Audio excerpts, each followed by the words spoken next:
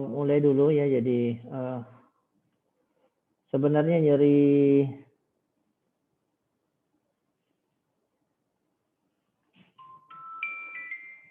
ini kan sebenarnya terbagi dua, ada nyeri 1 dan ada nyeri 2. Nyeri 1 itu fokus pada acute pain sebenarnya ya. Sementara untuk nyeri 2 nanti berfokus pada chronic dan cancer pain. Sudah kelihatan saya punya? Ya, kelihatan, Dok.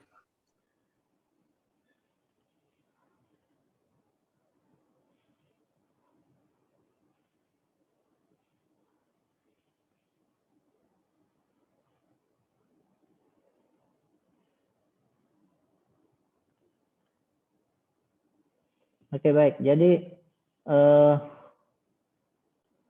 mata kuliah ini untuk membuat Anda mampu untuk melakukan pengelolaan. Tadi di nyeri 1 ada nyeri akut dan ini pada nyeri kronik ya, termasuk nyeri kanker.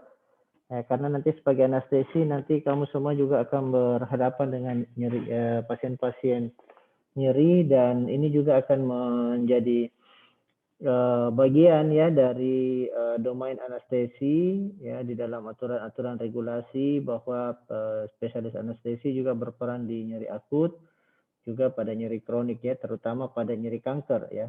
Kalau dalam aturannya itu banyak pada intractable cancer pain ya, tapi dalam regulasi terbaru bahwa kronik dan cancer itu menjadi bagian yang perlu dilakukan ya, sebagai salah satu kompetensi yang dilakukan oleh dokter anestesi. Ya, untuk itu kamu harus mampu memahami semua tentang nyeri kronik dan juga nyeri kanker.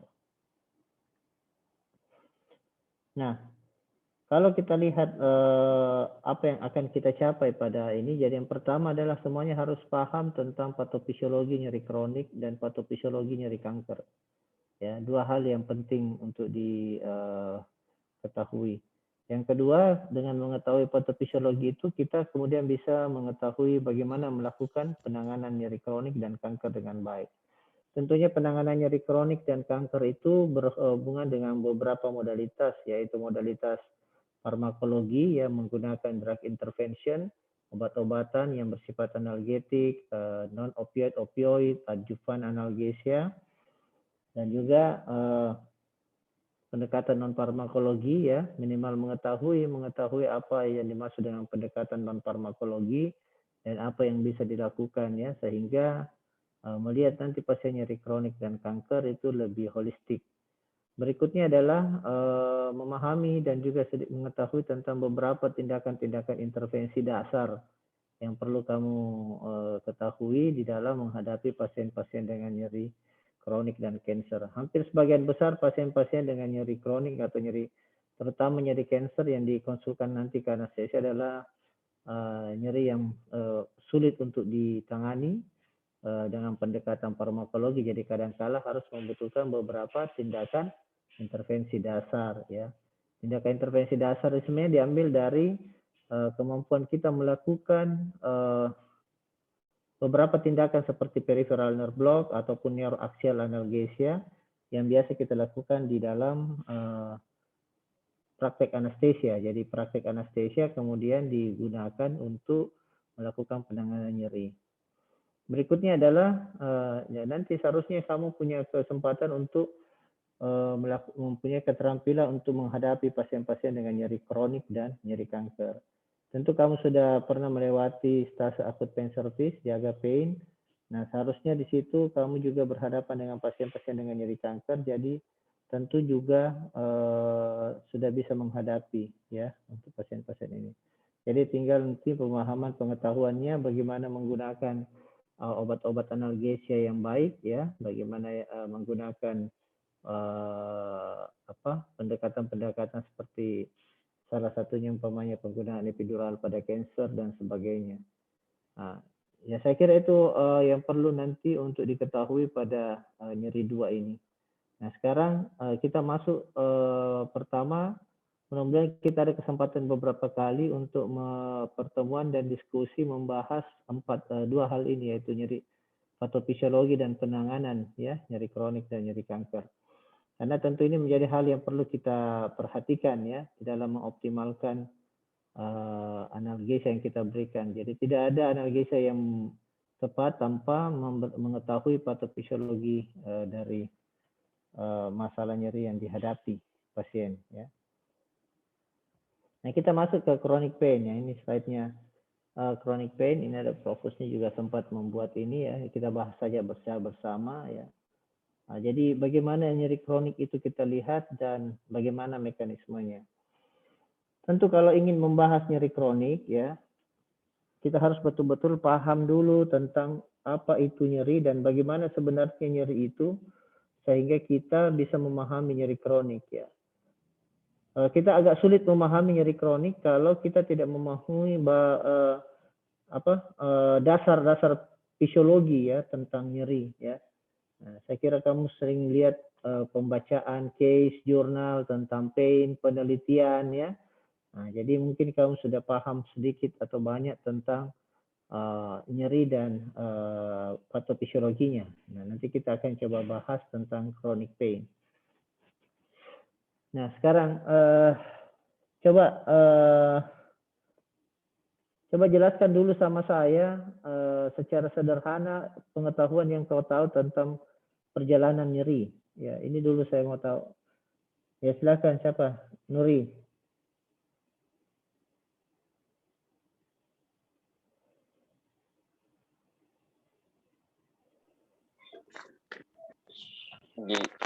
Dok, pada fisiologi nyeri ada dua dok yang kelihatan dan yang tidak ada itu seperti pada cedera, infeksi dan penyakit degeneratif dok. Itu yang tidak kelihatan seperti nyeri neuropatik, nyeri berdasarkan klasifikasi nyeri berdasarkan anatominya. Ini nyeri, ada nyeri superficial dok, ada nyeri somatik, ada nyeri visceral, nyeri ahli atau nyeri proyeksi dan nyeri pantom dok.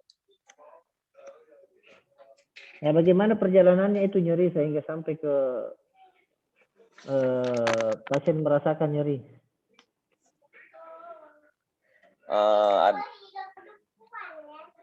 Mekanisme nyeri ada nyeri, ada transduksi, transmisi, modulasi, dan persepsi dok. Itu mekanisme nyeri apa itu? Berlaku untuk semua nyeri atau khusus untuk nyeri tertentu? Untuk masing-masing nyeri dong. Ya? Untuk masing-masing nyeri dong. Masing-masing nyeri. Ya. Siapa lagi? Eva. Coba perjelas lagi perjalanan nyeri itu. Ya, dok. Dari nyeri itu sendiri yang kita ketahui karena adanya sensasi yang tidak menyenangkan karena adanya salah satu kerusakan pada jaringan tertentu di mana dimulai dari proses transduksi, transmisi, modulasi, dan persepsi dok. Kalau untuk nyeri kronik itu sendiri karena adanya proses kerusakan jaringan yang sudah berlangsung secara lama atau dengan tenggang waktu di atas 3 bulan yang kemudian dapat merubah mulai dari modulasi dok sehingga juga dapat mengganggu psikis dari seorang pasien, dok.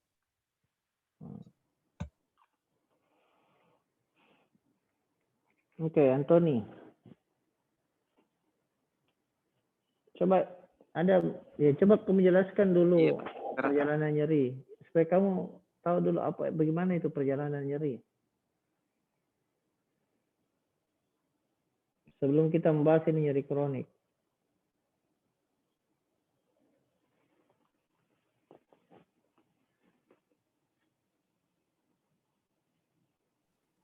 Ya, tapi dokter, maaf dokter, koneksi dokter.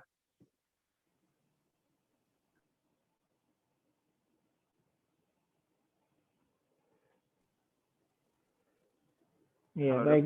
Jadi pada nyeri itu orang selalu menggambarkan perjalanan nyeri itu berdasarkan suatu proses pada nyeri nosisepsi.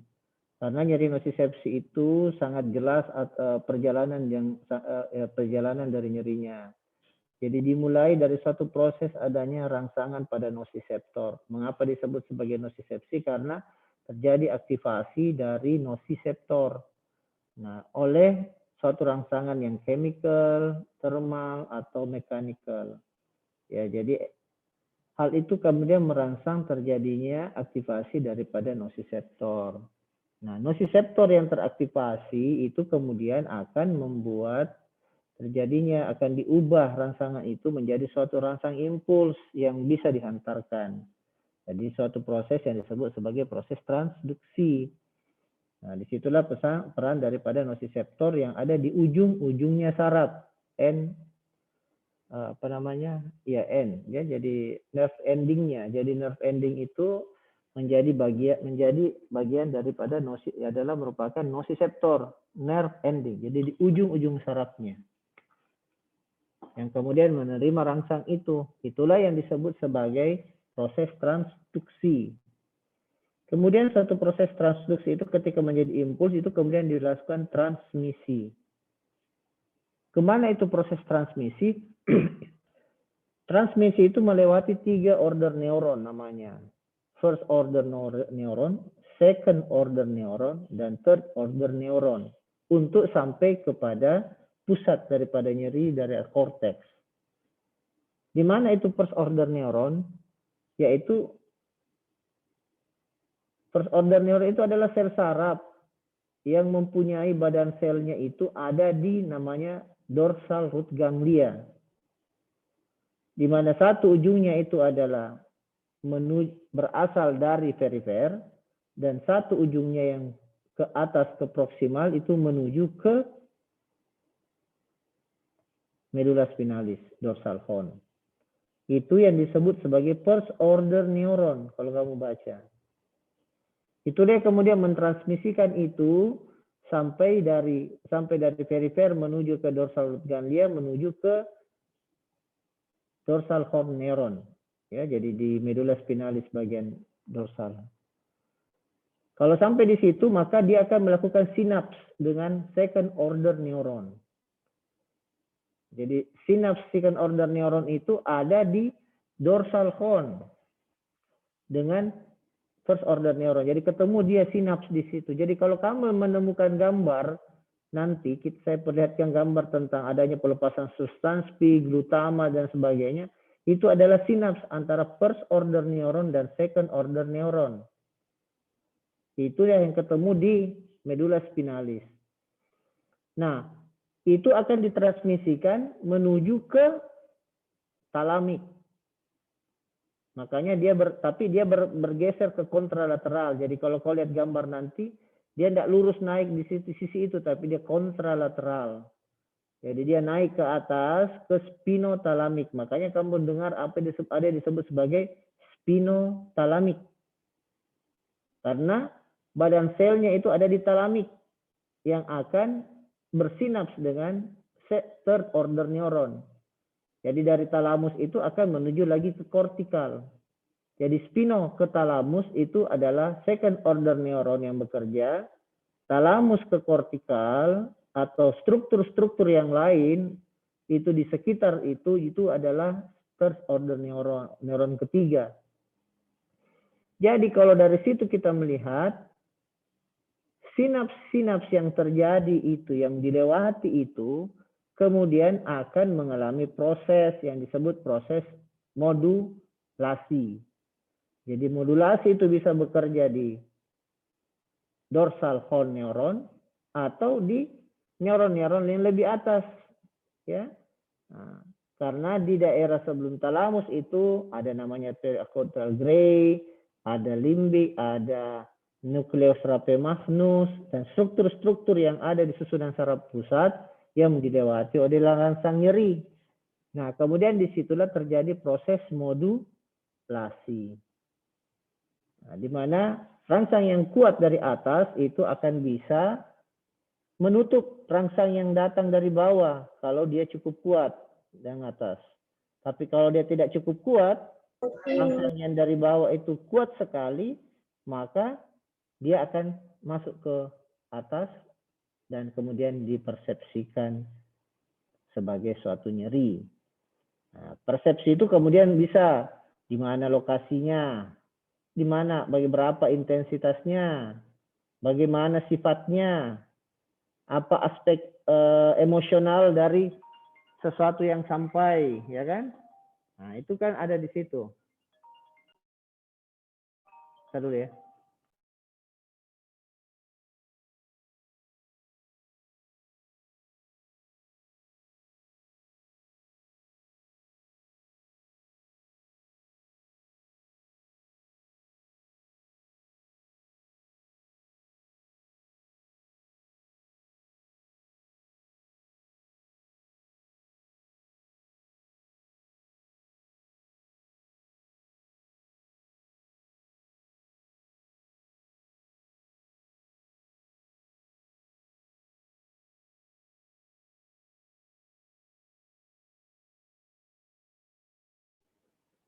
Oke, baik. Nah, sekarang pertanyaan saya berikutnya adalah, sebenarnya nyeri itu lahir di mana? Di proses transduksi, di proses transmisi, atau di proses modulasi, atau di proses persepsi? Herman. Tapi dok, nyeri itu dilahirkan di persepsi dok, tapi prosesnya mulai dari transduksi dok. Jadi prosesnya nyerinya lahir di mana? Di persepsi. Prosesnya dari kerusakan sel nociceptik dok, tapi untuk lahirnya persepsi nyeri itu di korteks dok, di otak, di fase korteks gitu. Isbul.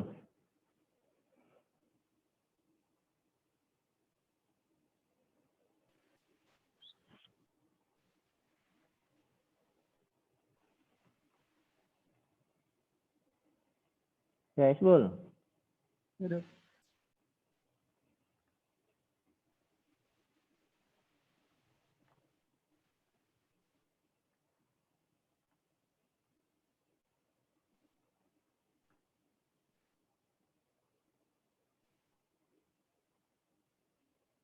Nah, Isbul.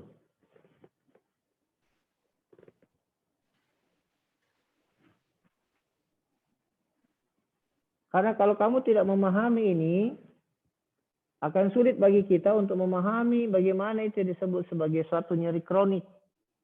Dasar ini harus dulu dipahami supaya kita mengetahui nyeri kronik itu bagaimana.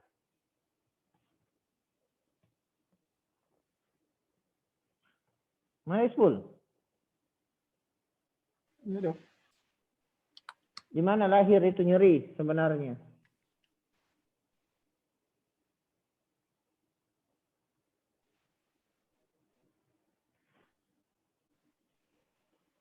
Jadi,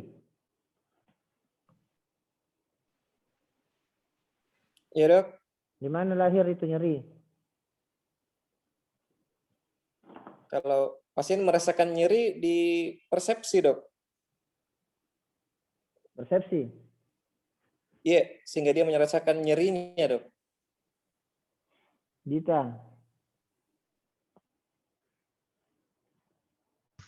Di modulasi dokter, Di mana? di proses modulasi dok. Kenapa? Yang saya baca di sini, proses modulasi itu terjadi kayak seperti pintu masuk, pintu gerbang yang dapat tertutup dan terbuka untuk menyalurkan asupan nyeri dok. Jadi pasien dikatakan nanti dia nyeri atau tidak kalau sudah melewati proses modulasi dokter.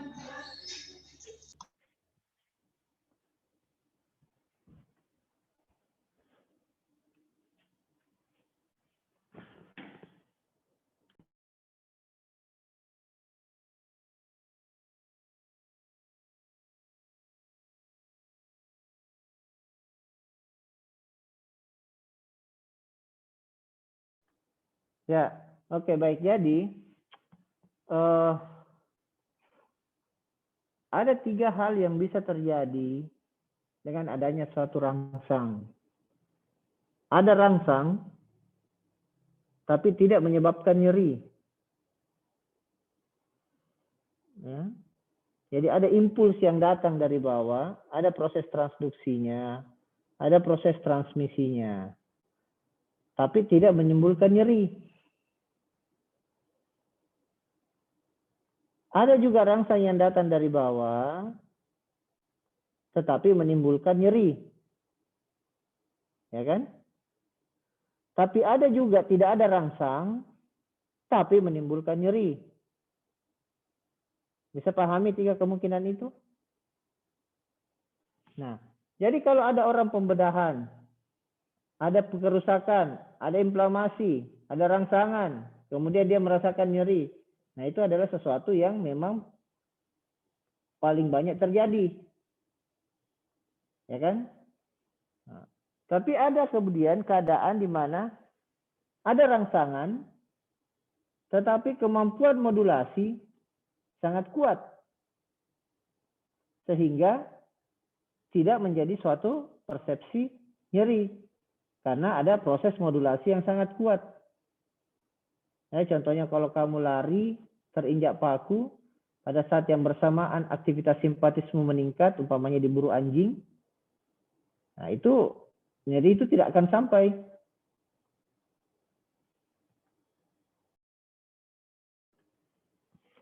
Tapi kalau ada juga kemudian tidak ada proses transduksi kerusakan yang terjadi, impuls nocicepsi yang terjadi, tapi karena modulasinya tidak ada sama sekali, maka yang terjadi adalah nyeri. Padahal tidak ada rangsangan nocicepsi apapun. Ya. Jadi harus kau pahami itu 3 hal, sehingga nanti kamu melihat bahwa di dalam patofisiologi nyeri kronik ini, kita kemudian melihat bahwa ada juga nyeri kronik yang berhubungan dengan adanya kerusakan jaringan yang terus-menerus, ada rangsangan jaringan rangsangan jaringan yang terus-menerus.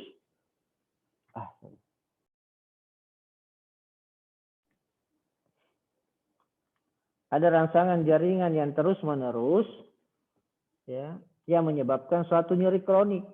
Tapi kadang-kala juga nyeri kronik ini kemudian terjadi tanpa adanya suatu rangsangan pada daerah nociceptor. Ya, jadi bermacam-macam kemungkinan yang bisa terjadi pada pada nyeri kronik.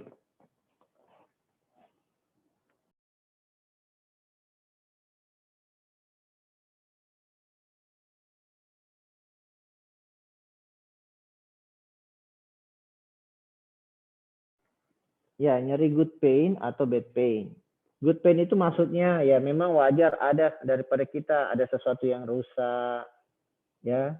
Kemudian kita bisa mengenalinya, kemudian secara fisiologis tubuh kita melakukan suatu respon, ya, sehingga kita merasakan nyeri. Tapi itu pada sisi lain membuat kita beruntung karena kita menjadikannya fungsi diagnostik. Kita bisa menggunakannya sebagai fungsi protektif, ya. Kalau ada nyeri pada daerah tertentu kita tidak banyak bergerak sehingga mengurangi kerusakan akibat kita banyak bergerak, ya. Jadi macam-macam efek positif akibat adanya suatu nyeri yang kita dapatkan. Tapi ada juga nyeri yang kemudian akan sangat mengganggu bagi pasien, baik dari segi intensitas, baik dari segi lamanya perjalanannya, ya, kemudian mobilitas dan sebagainya yang akan berhubungan dengan quality of life. Nah, inilah yang disebut sebagai nyeri kronik. Ya. Jadi nyeri kronik itu bisa digambarkan sebagai sesuatu yang bukan hanya memiliki aspek nyeri, tetapi juga lebih banyak pada aspek psikososial, jadi psikologik dan quality of life. Ya. Nah, jadi itu yang disebut sebagai nyeri kronik. Nah, ya ini good pain, bad pain, ya. Jadi bagaimana foto-foto yang ditampilkan Prof. Husni tentang bagaimana nyeri itu, ya, bagaimana nyeri itu digambarkan oleh orang-orang, ya, sebagai suatu penderitaan yang sangat luar biasa, ya. Nah, jadi digambarkan oleh orang-orang dahulu, ya, sebagai suatu nyeri yang satu penderitaan yang sangat besar. Dan itu saya kira kadang-kala kita juga ikut rasakan ketika kita berhadapan dengan pasien-pasien nyeri atau kita sendiri. Nah, jadi tadi sudah disebutkan tentang definisi nyeri, ya. Jadi ada suatu emotional experience, ya, dan sensasi sensorik yang berhubungan dengan actual or potential. Jadi ada memang sudah rusak atau hanya berpotensi atau tergambarkan seperti ada kerusakan, ya. Nah, term yang merah itu sebenarnya memang lebih banyak difokuskan pada nyeri kronik. Tetapi sebenarnya potential or actual tissue damage juga bisa berhubungan dengan nyeri kronik kalau dia berjalan terus-menerus dan tidak ditangani dengan baik, ya. Jadi itu hal yang perlu dipahami. Ya, kalau ini tadi kan sudah jelas bahwa pain is whatever the patient say. Ada tadi yang mengatakan bahwa kadang-kala ada nyeri yang kita tidak bisa menemukan sumbernya, tetapi kemudian pasien mengeluhkan nyeri terus-menerus dengan intensitas yang berat. Nah, sehingga bisa disimpulkan bahwa nyeri itu kemudian, ya, lebih banyak berhubungan, ya, pada apa yang bisa direport oleh pasien.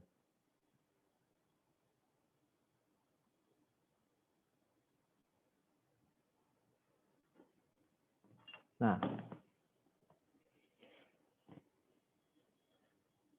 jadi kalau kita lihat secara patofisiologi nyeri, ya, sebenarnya ada beberapa, kita banyak membaginya pada nosisepsi dan pathological pain, yaitu neuropatik, ya. Sebenarnya inflamasi dan nosisepsi itu cukup berbeda, ya. Inflamasi itu adalah suatu sebenarnya hal di mana nyeri nosisepsi itu kemudian betul-betul murni terjadi akibat adanya kerusakan yang berhubungan dengan pelepasan mediator kimiawi, ya, yang menyebabkan terjadinya proses inflamasi yang disebut sebagai nyeri inflamasi. Nah, kalau nosisepsi pain itu contohnya kalau kita dicubit. Nah, kalau kita dicubit itu sebenarnya tidak ada sesuatu yang rusak, tidak ada sesuatu yang meradang, tapi kita mengalami nyeri. Sehingga itu sebenarnya contoh dasar daripada nosisepsi pain. Ada rangsangan. Jadi tidak harus sesuatu yang mengalami inflamasi. Nah, tapi yang banyak menjadi masalah sekarang itu adalah pathological pain ini, ya, yaitu adanya nyeri neuropatik dan kadang-kala ada juga disebut sebagai dysfunctional pain, ya. Jadi nyeri-nyeri ini adalah menjadi nyeri agak sulit dan menjadi sifat kronisitasnya yang cukup berat. Oke. Nah, tadi ada tentang durasi, ya, durasi. Jadi sebenarnya kalau kita berbicara nyeri kronik, tidak serta-merta kita mengatakan bahwa waktu itu menjadi ukuran satu-satunya. Nyeri kronik itu bisa berhubungan dengan waktunya, yang tadi dikatakan beberapa bulan. Tetapi kemudian nyeri kronik itu juga bisa terjadi, ya, bisa terjadi pada kondisi-kondisi di mana bukan waktu yang menentukan, tetapi, ya, tetapi patologi yang terjadi, ya, patologi yang terjadi. Jadi dibedakan. Ada yang berhubungan erat dengan waktu, tapi ada juga yang berhubungan erat dengan durasi, ya. Jadi durasi kadang-kala kita membaginya acute pain dan chronic pain. Nah, tapi tidak semua chronic pain langsung berhubungan dengan waktu saja, tapi juga ada yang berhubungan dengan patologi yang terjadi, ya. Nah, itulah mengapa di dalam slide ini dikatakan bahwa terminologi kalau berhubungan waktu itu tidak cukup kuat, ya. Kenapa? Karena sebenarnya nyeri kronik itu bisa dijadikan bisa terjadi, ya, pada sesuatu yang sebenarnya tidak ada lagi nosisepsi. Ya. Jadi ada orang yang tidak ada nosisepsi, tetapi kemudian dia bisa mengalami nyeri. Walaupun perjalanannya mungkin bukan dalam waktu tertentu yang cukup lama yang masuk dalam kategori chronic pain. Begitu pula dengan expectation, ya. Jadi kadangkala kita mengatakan bahwa seorang pasien yang mengalami pasca bedah seharusnya dengan penyembuhan yang terjadi beberapa minggu atau 3 bulan, harusnya nyerinya kemudian sudah hilang. Nah, tapi dia juga masih mengalami nyeri. Nah, itu ekspektasi kita itu di luar dari apa yang terjadi pada pasien itu di luar dari ekspektasi kita. Nah, saya kira itu gambaran tentang nyeri kronik, ya. Jadi bukan hubungannya dengan waktu saja, ya, tetapi lebih banyak nanti berhubungan dengan patologi. Nah, ini contoh, ini tabel yang ingin menunjukkan perbedaan antara acute pain dan chronic pain. Sebagai dokter nanti di anestesiologi, kita akan banyak berhadapan dengan acute pain. Karena jelas acute pain itu adalah hal yang selalu kita dapatkan setiap hari. Kita selalu mendapatkan acute pain. Pasca bedah, trauma, itu adalah model acute pain yang paling banyak kita hadapi. Sehingga sebenarnya kompetensi utama kita sebagai anestesiologis itu adalah bagaimana kita melakukan terapi acute pain dengan maksimal. Ya. Jadi itu yang paling utama yang harus kita lakukan sebagai anestesiologis. Berikutnya adalah durasi nyerinya. Ya, ini yang tadi dikatakan, ada yang mengatakan lebih dari 3 bulan. Tapi biar belum 3 bulan, tapi sudah terjadi penyembuhan yang baik, maka itu kita bisa juga mengatakan biar ini adalah salah satu contoh dari suatu nyeri kronik apabila masih terjadi, padahal sudah sembuh. Kemudian berikutnya adalah durasi nyerinya itu jelas bisa dilihat ya pada acute pain. Berikutnya adalah approach-nya, ya, approach-nya. Kalau kamu menghadapi nyeri akut, ya, kalau kamu menghadapi nyeri akut, biasanya kita akan mengetahui penyebabnya. Apakah trauma, pasca bedah, luka bakar, sehingga kita juga berpikir untuk mencari bagaimana supaya penyebabnya itu bisa dihilangkan. Ya kan? Nah, kemudian kita selalu berpikir pada approach daripada nyeri akut, ialah bahwa dia seiring dengan penyembuhan harusnya dia sudah hilang. Maka inilah yang disebut sebagai self-limited. Ya. Jadi maksudnya self-limited bukan tidak usah diobati, tidak bisa diberikan analgesia.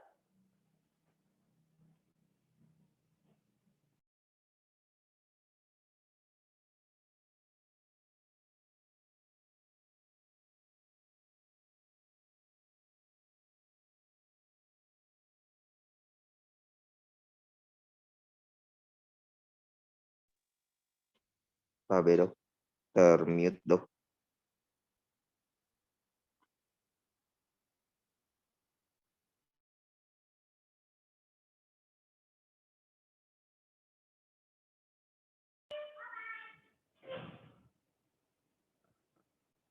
Jadi self-limited artinya dengan seiring penyembuhan maka dia bisa menghilang juga. Ya kan? Nah, tapi kalau dia tidak ditangani dengan baik sebenarnya, tentu dia tidak akan hilang dengan begitu saja. Bahkan dia nanti akan bergerak kepada chronic pain. Nah, kalau chronic pain itu, kita tahu kadangkala kausnya, penyebabnya, tetapi kadangkala kita melakukan treatment tidak langsung hanya pada penyebab, tidak bisa banyak merubah penyebab-penyebab yang terjadi, tetapi kita memberikan analgesia yang sifatnya mengurangi nyerinya dan memperbaiki quality of life-nya. Ya. Jadi kalau kita lihat dua hal berbeda ini, kalau kamu berhadapan dengan nyeri akut, kalau dia menjadi suatu nyeri akut, maka yang pertama yang kamu harus lakukan adalah mengurangi nyerinya secara signifikan. Namanya pasca bedah. Di hari pertama, nyeri akutnya itu luar biasa sakitnya dibanding hari ketiga, hari keempat. Maka kamu harus memberikan analgesia yang sangat kuat pada awal-awal. Nah, sehingga menilai keberhasilan penanganan nyeri pada suatu nyeri akut ialah penurunan intensitas nyeri yang baik, yang cukup. Tapi kalau melakukan penilaian terhadap keberhasilan penanganan nyeri kronik, itu berhubungan dengan quality of life atau berkurangnya penderitaan. Kadang-kala nanti kita menemukan ada orang kalau dia bertanya, kita tanya berapa NRS-nya, dia dulu 8, sekarang dia masih 6. Tapi dari satisfaction-nya, dari kenyamanannya, quality of life-nya, dia menjadi lebih baik. Nah, itu cukup bagi suatu penanganan nyeri kronik. Jadi tidak harus kita langsung menurunkan dia 2, 3 seperti nyeri akut, tapi bagaimana dia memperbaiki quality of life-nya, nah itu adalah merupakan tujuan daripada penanganan nyeri kronik. Ya. Nah, jadi sampai di sini kau bisa bedakan bahwa nyeri akut dan nyeri kronik itu berbeda sekali, ya. Dan kita juga di dalam melakukan penanganan tentu harus memperhatikan tujuan dari penata laksanaannya, ya. Nah, karena kita hari ini bicara tentang chronic pain, ya, jadi kita melihat chronic pain ini lebih jauh ke dalam lagi, ya. Oke.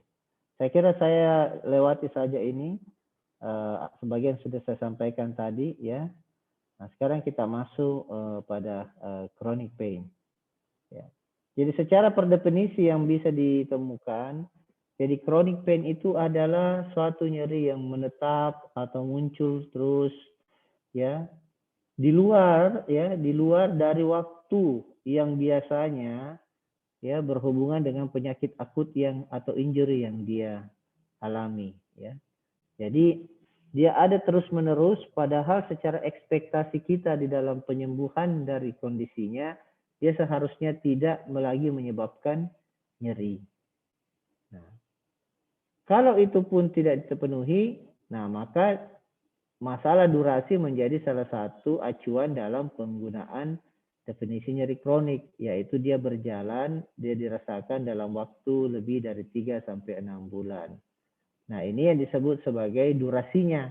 Kalau yang di atas tadi sehubungan dengan patologinya, bahwa dia berjalan, ya, dia berjalan di luar daripada ekspektasi kita terhadap penyembuhan atau persoalan akut yang dialami, ya. Jadi ada orang umpamanya pasca bedah, kemudian kita melihat dia sudah cukup sembuh, ya, tidak ada lagi luka yang penyembuhan lukanya cukup bagus, tapi dia masih merasakan nyeri yang terus-menerus. Maka itu sudah bisa disebut sebagai nyeri kronik. Maka disebut sebagai nyeri post surgical pain, ya, chronic pain after surgery, ya. Jadi chronic post surgical chronic pain. Jadi nyeri kronik yang terjadi pasca bedah. Itu salah satu contoh. Kalau kita melihat lukanya sudah sembuh tapi dia mengalami nyeri, nah itu disebut sebagai chronic pain after surgery. Dan karakteristik lain daripada chronic pain itu adalah akan sangat mempengaruhi, ya, akan sangat mempengaruhi kehidupan dari pasien, ya. Jadi dia sangat mempengaruhi. Jadi hampir sebagian besar nyeri kronik ini ya juga akan berhubungan dengan, ya, tadi saya bilang quality of life, ya. Nah,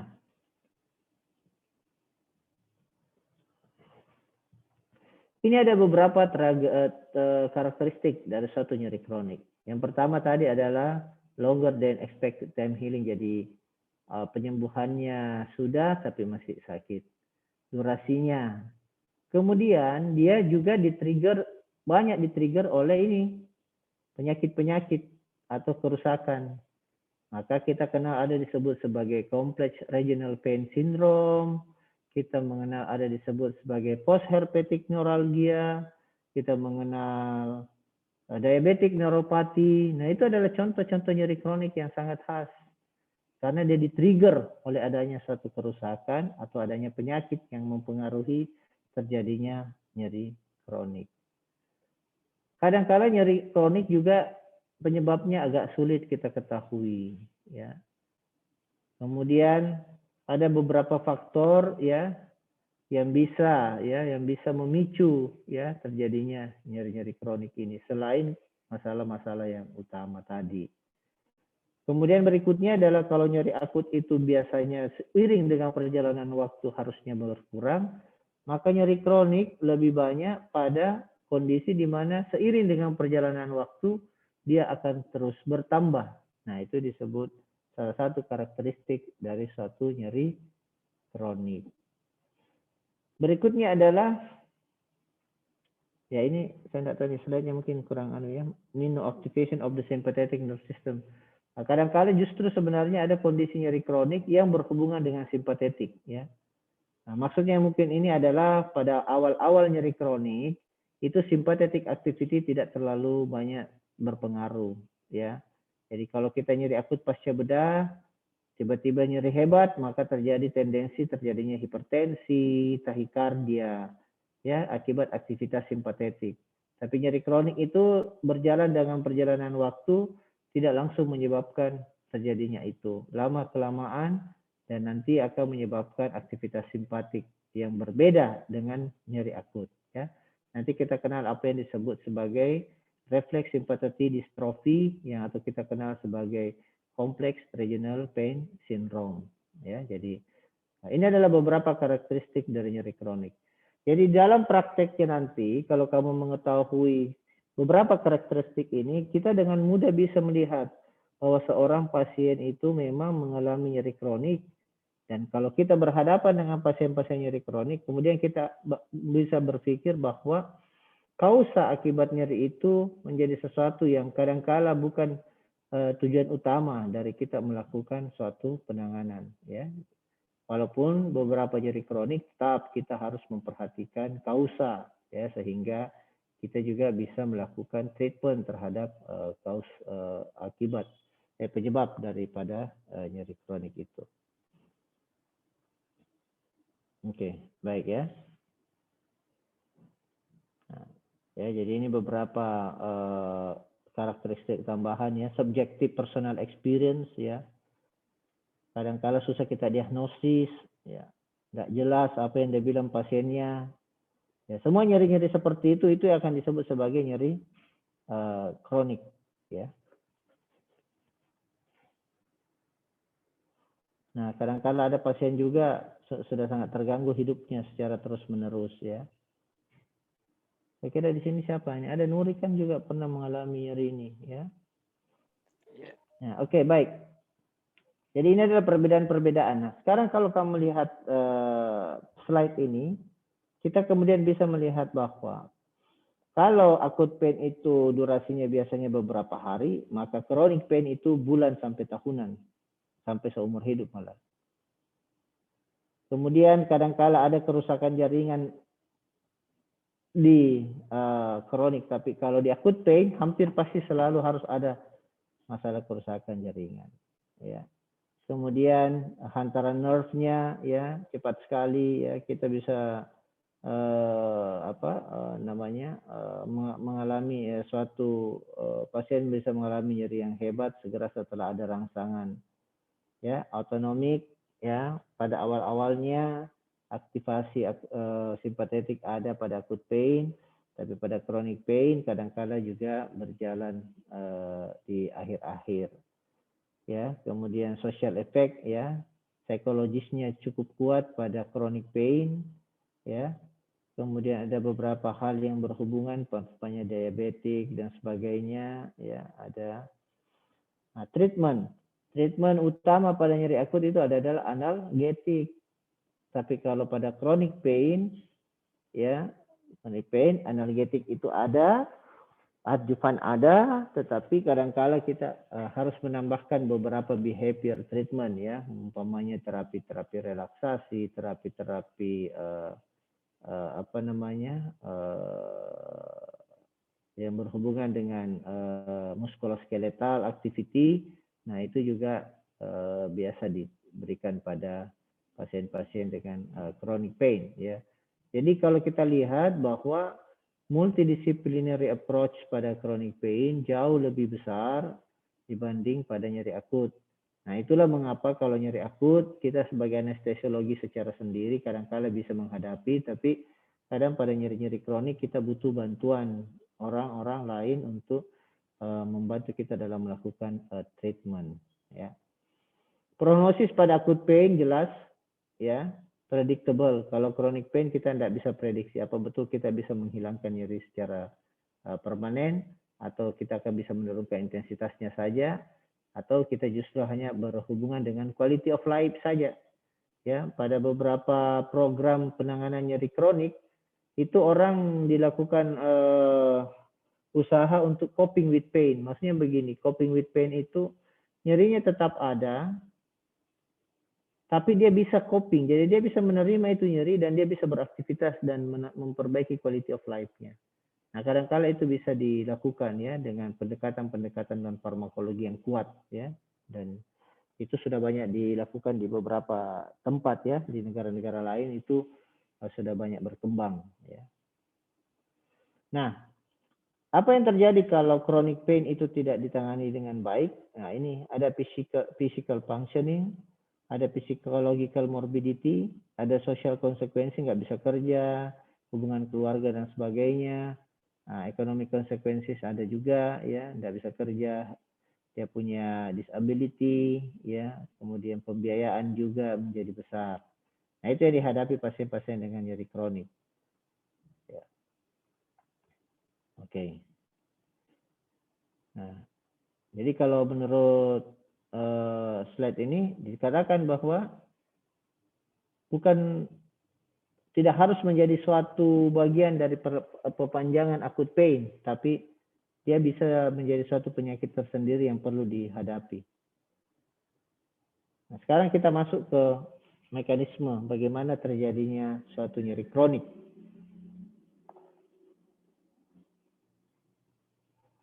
Baik, sebelumnya ada pertanyaan? Ya, Tabe Dokter Antoni dok. Ya. Izin bertanya dok mengenai patofisiologi nyeri tadi dok. Yang pertama itu ada saya baca mengenai ada lima dok. Waktu di neuron pertama itu ada yang menyebutkan sebagai konduksi dok. Kemudian pada second order neuron itu transmisi dok. Izin dok bagaimana mengenai hal itu dok? Ya, sebenarnya kita melihat bahwa istilah konduksi dan transmisi itu sebenarnya menyerupai. Itu dimaksud sebagai suatu penghantaran suatu rangsangan. Nah, kalau kita lihat, konduksi itu sebenarnya lebih banyak pada suatu hantaran di mana tidak terlalu banyak terjadi perubahan-perubahan. Jadi dikonduksikan. Nah, itu biasa terjadi terutama pada first order neuron. Ya, jadi tidak ada perubahan-perubahan yang terjadi di situ. Tapi kalau transmisi itu perjalanannya jauh lebih panjang. Yaitu dari spinotalamik umpamanya, ya, jadi dari medulla spinalis ke talamus. Nah, itu perjalanannya cukup panjang sehingga masih memungkinkan terjadi perubahan-perubahan yang sebenarnya pada dasarnya itu adalah menjadi bagian dari suatu proses modulasi.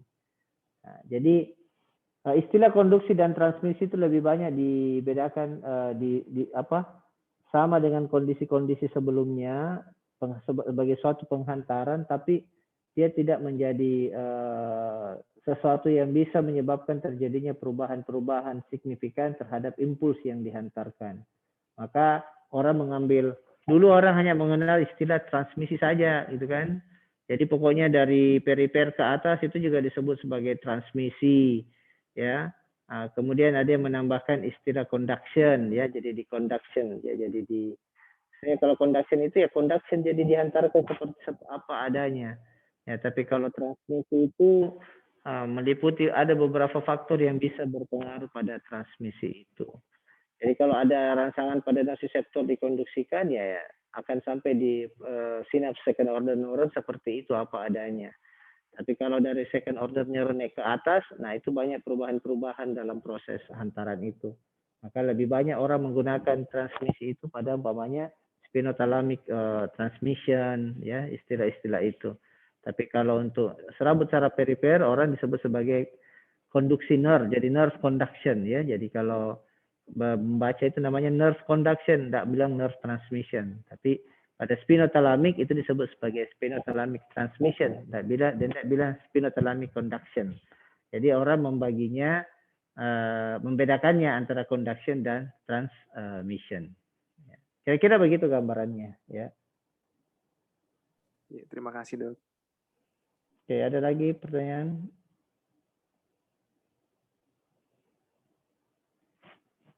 Minimal sudah bisa membedakan apa itu nyeri kronik dibanding nyeri-nyeri akut yang lainnya, sehingga bisa berpikir bahwa inilah definisi atau bentuk dari suatu nyeri kronik. Baik, kita lanjut lagi ya, mungkin nanti ada pertanyaan berikutnya. Oke, sekarang kita masuk ke mekanisme. Mengapa nyeri kronik itu bisa terjadi? Ada 5 hal yang bisa menjadi dasar penjelasan kenapa nyeri kronik itu terjadi. Yang pertama adalah central sensitization. Ya. Kemudian yang kedua adalah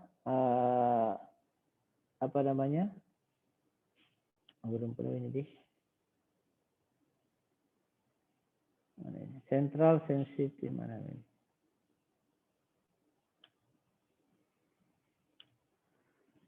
Yang kedua adalah rewiring, ya, rewiring. Ya. Kemudian adalah kematian neuron. Kemudian ada sympathetic dysfunction, ya, yang saya bilang tadi bahwa pada akhirnya nanti simpatetik itu akan mempunyai pengaruh pada terjadinya nyeri kronik. Berikutnya adalah perubahan-perubahan genetik, ya. Nah, kita bahas sedikit-sedikit saja. Yang pertama adalah sensitization. Nah, tadi saya sudah jelaskan, kita sudah menjelaskan bahwa di dalam suatu trauma yang berkepanjangan, ya, dalam satu trauma yang berkepanjangan, yang kemudian tidak ditangani dengan baik, itu akan bergerak pada salah satunya bisa menyebabkan nyeri kronik. Mengapa itu bisa terjadi? Ya salah satunya karena ini tadi, ya, salah satunya adalah karena salah satunya adalah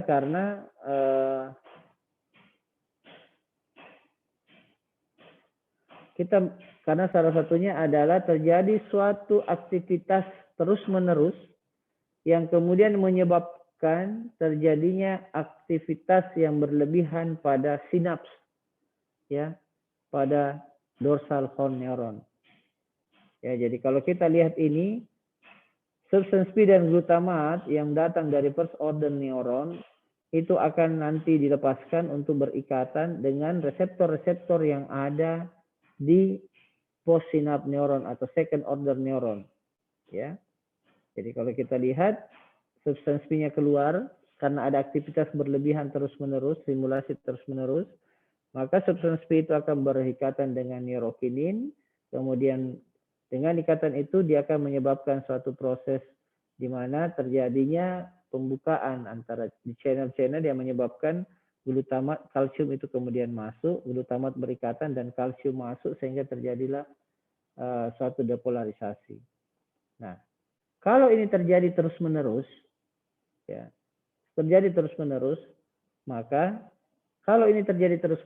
maka sel-sel saraf dalam postsynap ini, dalam hal ini dorsal horn neuron, akan mengalami suatu proses sensitisasi.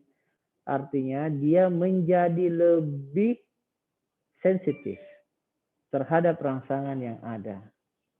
Nah, sehingga dengan sensitivitas itu, maka kita akan menemukan gejala-gejala di mana nyeri itu akan mengalami apa yang disebut sebagai salah satunya adalah allodynia atau hiperalgesia sekunder. Jadi dia bisa menjadi lebih berat dan kemudian dia bisa mengalami nyeri, ya, pada daerah-daerah yang sebenarnya menunjukkan keadaan normal. Kenapa? Karena saraf-saraf yang menghantarkan ini di sentral, di dorsal horn menjadi semakin sensitif. Sehingga kadangkala dengan menerima rangsang yang bukan noxious itu bisa menyebabkan dia mengalami nyeri. Nah, itu yang disebut sebagai sensitization.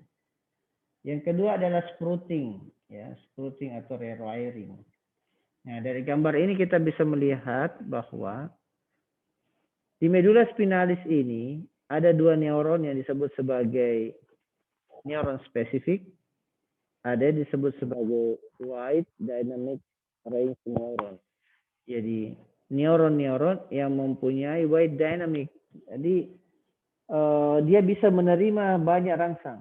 Ya, kalau kamu lihat dia bisa menerima dari C, ya, bisa menerima dari I delta yang hijau, bisa menerima juga dari E beta. Padahal E beta itu bukan merupakan saraf yang menghantarkan nyeri, tapi bisa diterima oleh wide dynamic range neuron. Kalau neuron spesifik hanya menerima dari umpamanya C dan E delta. Itu ada di lamina-lamina luar dari medula spinalis dorsal horn. Jadi kalau kita lihat dari itu, kita kemudian bisa melihat bahwa kalau terjadi rangsangan yang terus-menerus, ya, dengan intensitas dan durasi yang panjang, maka bisa saja terjadi sprouting. Maka wide dynamic range neuron itu akan berubah dari neuron yang menerima rangsang non-noxious, kemudian dia bisa menghantarkannya sebagai suatu rangsang noxious. Nah, karena dia berubah menjadi suatu yang lebih diaktifasi oleh rangsang noxious yang saat itu sangat banyak dan durasinya cukup panjang. Ya, pada keadaan sehari-hari, di mana tidak banyak terjadi rangsang noxious yang banyak, maka kalau kita raba ya tetap dianggap sebagai suatu rabaan, sebagai suatu rangsang non-noxious. Tapi kalau dia sudah mengalami suatu sensitisasi, maka itu akan menyebabkan dia menjadi lebih aktif dan sensitif. Nah, ini yang disebut sebagai disebut sebagai sensitisasi yang terjadi, sprouting yang terjadi akibat rangsangan yang terus-menerus dari serabut-serabut saraf yang ada di medula spinalis sebagai akhir daripada first order neuron tadi yang dari perifer. Jadi dari sini kita lihat bahwa mekanisme terjadinya itu bisa saja terjadi akibat adanya mekanisme sprouting ini. Ya. Jadi kita secara sederhana ya kita lihat gambarnya begitu ya. Jadi bagaimana kemudian C fiber yang merah itu ya akibat banyaknya hal-hal yang terjadi pada ini. Nah kalau ini kita bisa lihat penjelasannya berbeda lagi. Kalau di sini kita lihat penjelasannya bahwa kalau serabut saraf A betanya juga rusak, jadi A beta itu rusak. Kalau dia rusak, A betanya rusak, maka dia akan mengalami ya suatu perubahan sprouting juga di daerah. Kalau tadi karena adanya aktivitas berlebihan, nah ini A betanya yang mengalami kerusakan sehingga dia itu mengalami sprouting. Jadi dia saling mendekat A beta dan C fiber ujung dari saraf itu di medula spinalis. Sehingga rangsangan dari kedua-duanya itu akan menyebabkan dia menjadi mengalami nyeri. Ya, jadi ini disebut sebagai sprouting akibat kerusakan A beta mechanoreceptor ya. Kalau tadi aktivasi dari A delta dan C fiber ya pada wide dynamic range neuron. Nah, kemudian ada juga death of neuron cell ya, kematian. Ya, katanya kalau aktivitasnya berlebih, makanya kalau kita umpamanya dirangsang terus-menerus, akhirnya menyebabkan terjadinya neurotoxicity. Dan apa yang terjadi adalah bahwa kalau terjadi neurotoxicity, maka modulasi itu akan sangat tidak mampu lagi bekerja. Padahal kita membutuhkan inhibisi modulation. Jadi kalau kemudian sel-sel itu tidak bekerja dengan baik, ya maka kita tidak mempunyai kemampuan modulasi. Berikutnya adalah sympathetic dysfunction. Nah ini tadi yang saya katakan, sympathetic dysfunction yang kita kenal sebagai Complex Regional Pain Syndrome atau Reflexive Patotic Dystrophy. Biasanya dimulai adanya injury, ya, adanya injury. Jadi ada injury pada soft tissue, ya. Kalau injury pada nerve, biasanya berhubungan dengan kausalgia, jadi biasanya disebut sebagai CRPS tipe 2, ya. Ada nerve yang rusak. Tapi kalau jaringan-jaringan yang lain biasanya disebut sebagai CRPS tipe 1, Complex Regional Pain Syndrome tipe 1. Ya, jadi bukan nerve-nya yang langsung, tetapi struktur-struktur yang lain, banyak pasang impuls, ada frozen soldier yang tidak bisa bergerak, nah itu disebut sebagai CRPS tipe 1. Ya, jadi ada rangsang terus-menerus yang terjadi, ya. Kemudian simpatetiknya juga menjadi aktif. Ya, simpatetiknya menjadi aktif karena lamanya dia dirangsang terus-menerus nyeri itu, maka terjadilah respon daripada simpatetik itu. Nah, kalau simpatetik bergerak, nah, biasanya mulai terjadi ya swelling, spasme, ya. Kalau tidak ada hantaran kembali, ya, terjadilah udema, ya, red skin, ya, bagaimana bengkak dan sebagainya, ya. Nah, kemudian akhirnya karena terjadi masalah di region itu, di local area itu, maka itu juga akan menjadi impuls kembali, ya, menyebabkan impuls kembali ke daerah susunan saraf pusat. Jadi selalu berputar-putar terus sehingga terjadilah apa yang disebut sebagai sympathetic dystrophy, ya. Ya, refleks sympathetic dystrophy, ya. Jadi kadang-kala kita lihat kalau orang-orang nyeri umpamanya daerah tangannya, maka tangan kiri dan tangan yang umpamanya tangan yang sakit dengan tangan tidak sakit itu akan berubah seperti ini contohnya, ya. Jadi ini menunjukkan bahwa ada suatu CRPS pada tangan kanannya. Oke, kalau genetik ya saya kira banyak, ya, banyak faktor genetik, ya. Baik. Oleh karena itu, maka chronic pain di dalam penanganannya itu, ya, bisa saja merupakan multiple causes, jadi kita harus melakukan suatu treat yang multi approach, yang kadang-kala kalau kita cukup satu saja difficult, ya, susah untuk melakukannya, ya. Oke, ini contoh bagaimana vicious cycle dari pain, ya, nyeri kronik. Ada orang nyeri, ya, poor sleep, ya, negative think, mengalami stres, yang membuat dia disability, ya. Karena dia disability, ya, dia akan menyebabkan atrofi, weakness dan sebagainya. Itu kemudian menyebabkan dia nyeri lagi sehingga terjadi berputar terus-menerus, ya. Nah, ini sama kalau orang vicious cycle akibat nyeri pada sleep disorder. Jadi orang nyeri, anxiety, depresi, susah tidur, kemudian menyebabkan ambang batas nyeri menjadi rendah, semakin nyeri, semakin anxiety, semakin sleep disorder, dan seterusnya, berputar-putar. Nah, inilah yang disebut sebagai pain cycle yang sifatnya negatif, ya. Oke, ini adalah contoh-contoh bagaimana kausa dari chronic pain yang bisa dijelaskan. Jadi chronic pain itu bisa akibat adanya suatu nocicepsi, bisa akibat adanya suatu neuropatik, atau mix antara nocicepsi dan neuropatik. Tergantung apa yang dominan yang bisa menyebabkan intensitas dan durasinya menjadi panjang, yang kemudian berubah menjadi suatu nyeri kronik. Ya, ini contoh-contoh nyeri kronik, ya. Myofascial, back pain, OA, fibromyalgia, neuropathic pain, cancer pain. Nanti kita bahas lebih banyak neuropathic pain, ya, secara khusus, ya, supaya karena ini juga yang paling banyak kita hadapi, neuropathic pain, ya. Phantom pain, CRPS tadi sebagai salah satu contoh, ya. Neuropathic pain dan cancer pain nanti pada pertemuan berikutnya banyak kita bahas, ya, sekaligus membicarakan tentang penanganannya, ya, supaya bisa lebih jelas. Nah, ini tadi ya, treatment of chronic pain.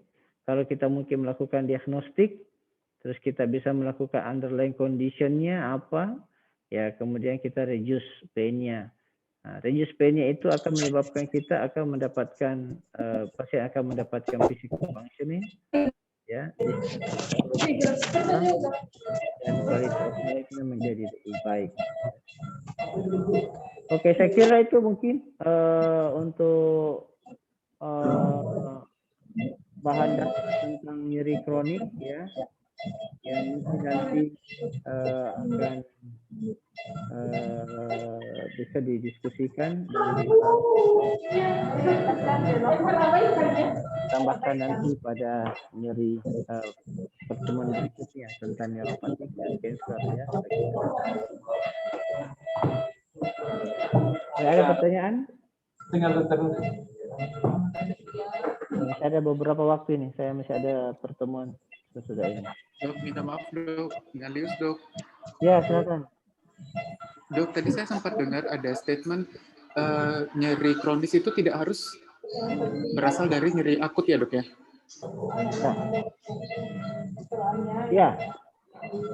Ya dok, saya belum jelas di sana dok, bisa saya butuh penjelasan dok. Ya, jadi kalau orang mengalami suatu nyeri akut yang tidak ditangani dengan baik, maka dia menjadi suatu nyeri kronik.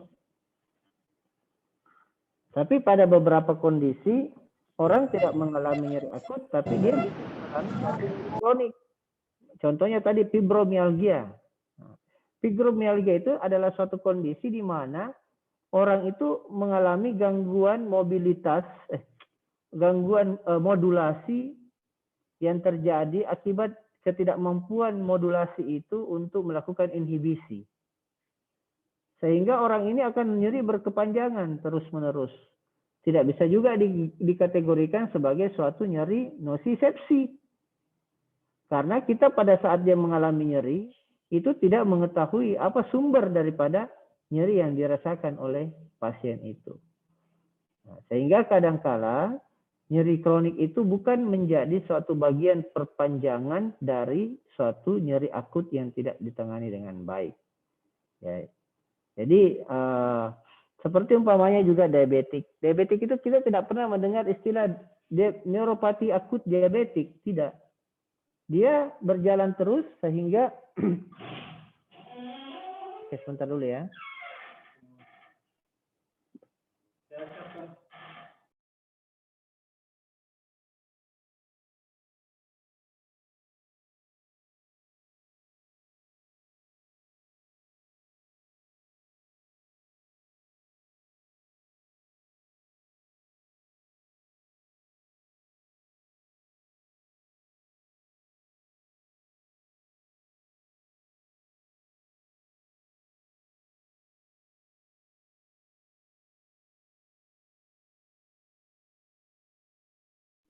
Mana tadi? Sampai di mana tadi? Jadi bukan merupakan, bisa saja dia bukan merupakan suatu perpanjangan. Kalau chronic pain after surgery, dia diawali oleh nyeri akut. Nah, kemudian dia berjalan terus-menerus, dia menjadi nyeri kronik. Rheumatoid arthritis, awal-awalnya dia menjadi rheumatoid arthritis, osteoarthritis, akut osteoarthritis. Tapi dalam perjalanannya tidak ditangani dengan baik, dia berubah menjadi osteoarthritis kronik. Gitu kan? Nah, itu adalah perjalanan dari suatu nyeri akut menjadi nyeri kronik. Ya, tapi kalau umpamanya diabetik neuropati, fibromialgia, nah kita tidak tahu kapan kita mengatakan dia nyeri akut, ya kan? Nah, karena nyeri akut itu harus ada jelas nosisepsinya, ada penyebabnya yang kita bisa temukan. Tapi orang-orang fibromialgia itu tidak tahu, dia tiba-tiba saja nyeri seluruh badan, apa semua, itu tidak bisa dikategorikan sebagai suatu nyeri akut. Jadi tidak semua nyeri kronik adalah perpanjangan dari suatu nyeri akut. Oke, gitu ya. Iya, baik dok. Baik. Terima kasih dok. Ya. Ada pertanyaan lagi? Tapi dokter, dengan Antoni dok. Dok izin tanya dok, tadi mengenai patofisiologi chronic pain kan ada 5 itu dok.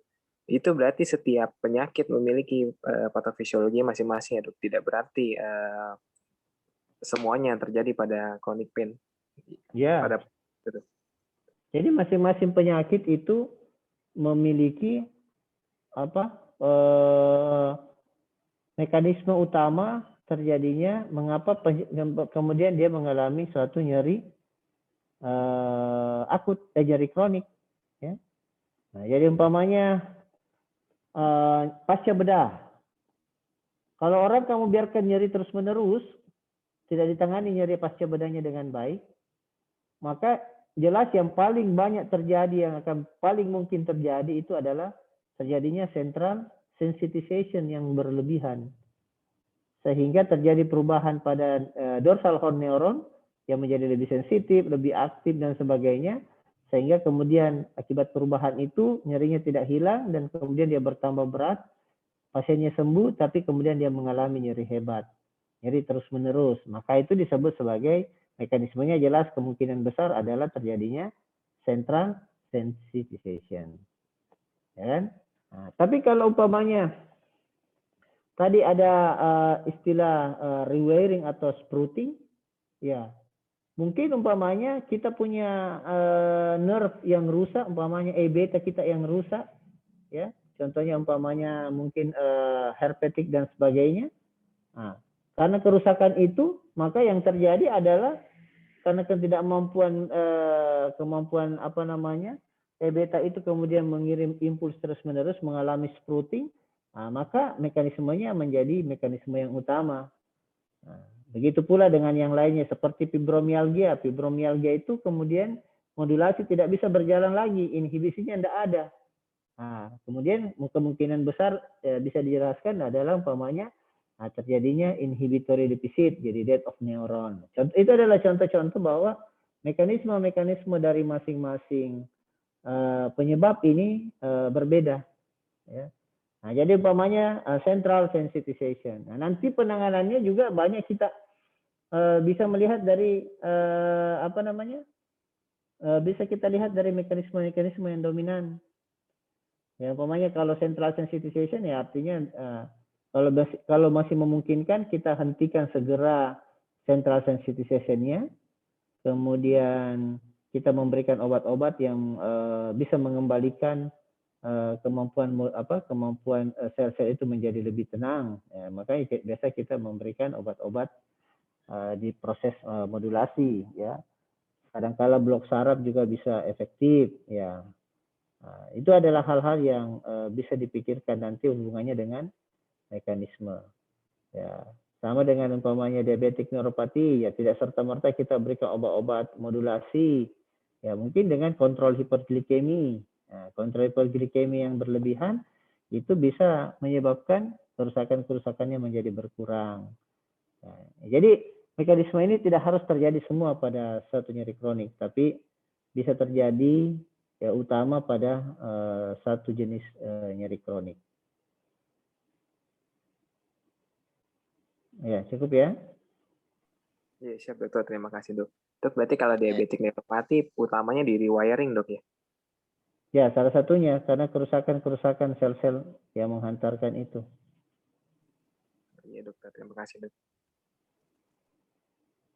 Nanti di neuropati kita ada kuliah lagi yang lebih jelas, ya, lebih spesifik tentang common neuropathic pain syndrome yang kemudian apa patofisiologinya, ya, supaya lebih jelas dari pertanyaan ini.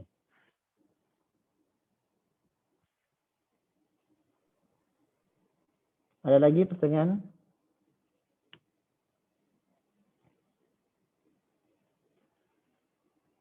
Baik, kalau tidak ada lagi pertanyaan, kita cukupkan dulu sampai di sini. Ya, nanti pertemuan berikutnya kita belajar tentang neuropati dan kalau bisa sekalian dengan cancer pain, patologinya dan treatmentnya. Ya, jadi kita sudah punya pemahaman yang mendasar tentang apa-apa yang ingin diketahui di dalam modul nyeri 2 ini. Ya.